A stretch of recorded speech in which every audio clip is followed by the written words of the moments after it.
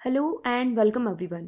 आज के इस वीडियो लेक्चर में हम बात करेंगे प्लांट पैथोलॉजी के एक इम्पॉर्टेंट टॉपिक के बारे में डिस्कशन, जो कि है होस्ट, पैरासाइट और pathogen interaction and recognition concept.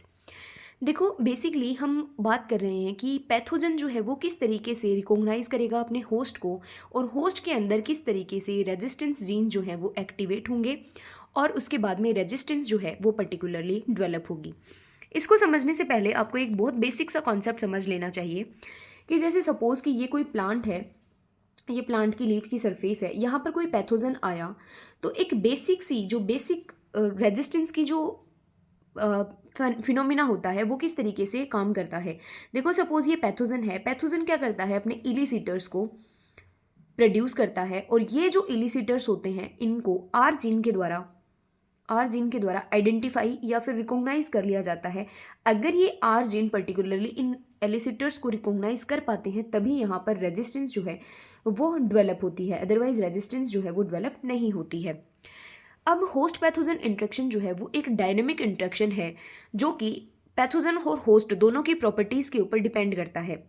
देखो, पैथोजन जो है उसके अंदर कुछ वायरुलेंस फैक्टर्स होंगे जो कि होस्ट को डैमेज करेंगे, जबकि होस्ट के अंदर कुछ ऐसी रेजिस्टेंस डेवलप होगी जो कि पैथोजन के अगेंस्ट होस्ट डिफेंस को इंड्यूस करेगी, यानी कि पर्टिकुलरली होस्ट में कुछ ऐसे फैक्टर्स होंगे जो कि रेजिस्टेंस के लिए रेस्पॉन्सिबल होंगे अगेंस्ट द पैथोजन।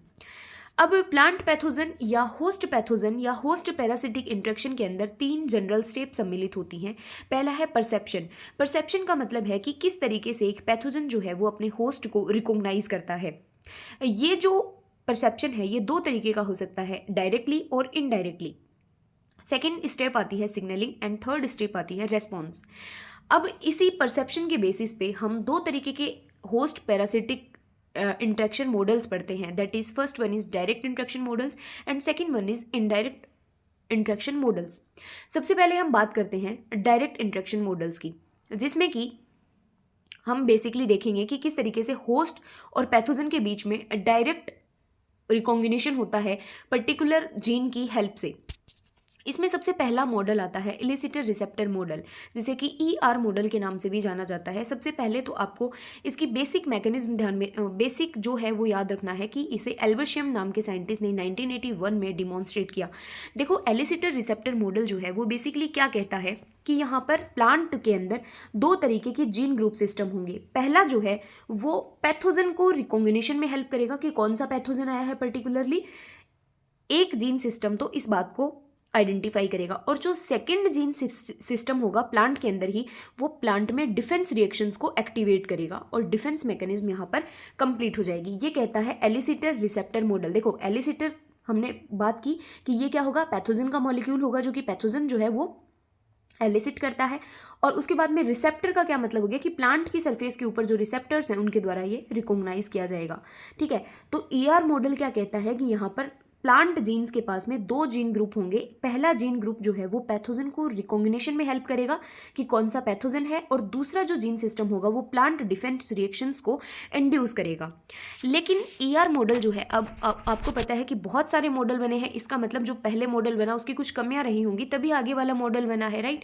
तो ये मॉडल ये एक्सप्लेन नहीं कर पाता है कि अगर प्लांट ने रिकॉग्नाइज कर लिया है पैथोजन को कि पैथोजन आ गया है, तो उसके बाद में जो पूरी मैकेनिज्म होती है कि डिफेंस जीन किस तरीके से एक्टिवेट होते हैं और डिफेंस या रेजिस्टेंस का एक्सप्रेशन कैसे होता है प्लांट में, ये एक्सप्लेन नहीं कर पाता है।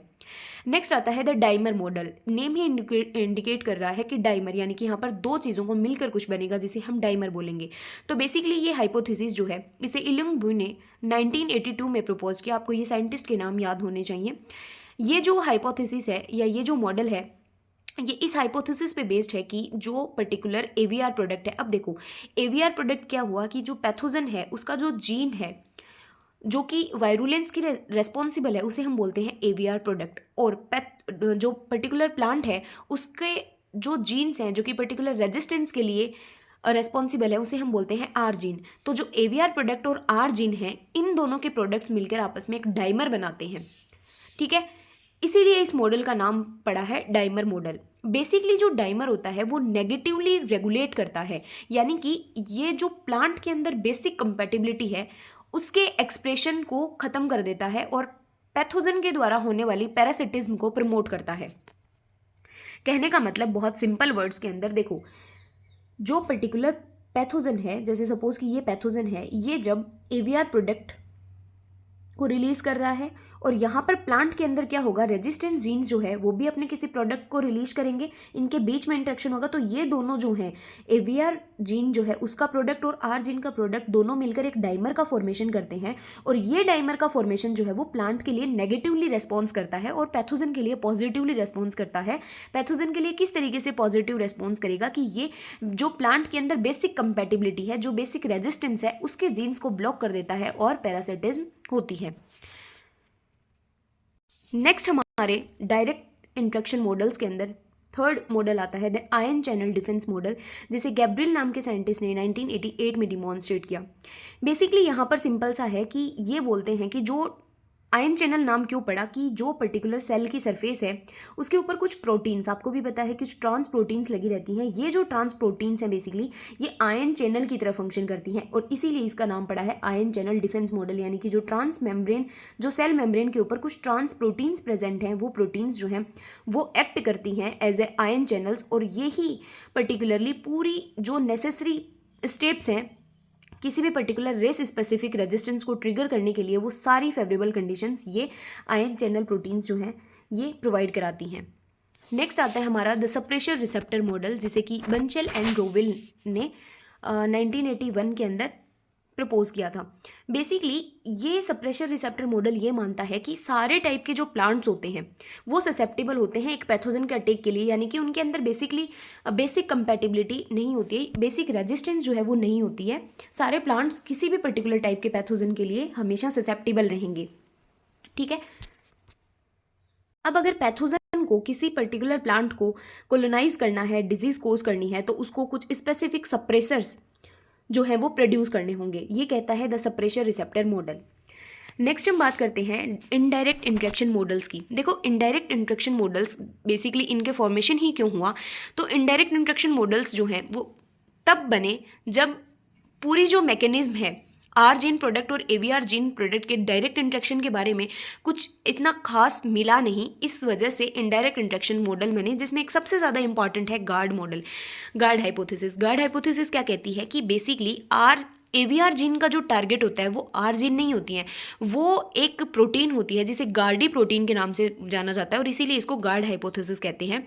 तो वो जो गार्डी प्रोटीन होती है वो ही बेसिकली रेस्पॉन्सिबल होती है। देखिए आप यहाँ से देख सकते हैं कि जो इसकी रिक्वायरमेंट क्यों पड़ी, क्योंकि लैक ऑफ एविडेंस थे for a direct interaction indicated the involvement of some other type of interaction between R gene and AVR gene.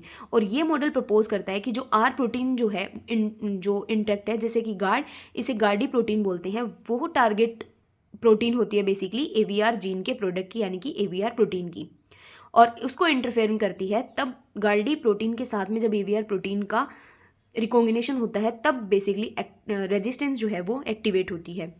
अब इसके अलावा कुछ अदर भी इनडायरेक्ट मॉडल्स हैं, जैसे कि ब्रिज मॉडल है, एफिनिटी एनहेंसमेंट मॉडल है, डी रिप्रेशर मॉडल है, ड्यूल रिकॉग्निशन मॉडल है, बट इसमें सबसे ज़्यादा इंपॉर्टेंट जो अपन को थोड़ा डिटेल में देखना था वो था कि गार्ड हाइपोथेसिस मॉडल क्या है। तो ये बेसिकली ये मॉलिकुलर मैकेनिज्म के अंदर कंसिडर नहीं किए जाएंगे। हम ये बता रहे हैं कि बेसिक इंट्रैक्शन मॉडल्स या बेसिक इंट्रैक्शन मैकेनिज्म क्या होती है किसी भी प्लांट और पैथोजन के बीच में, या फिर हम बोल सकते हैं होस्ट और पैथोजन के बीच में इंट्रैक्शन को किस तरीके से हम सिंप्लीफाई कर सकते हैं, उसके लिए सारे मॉडल्स बनाए गए हैं।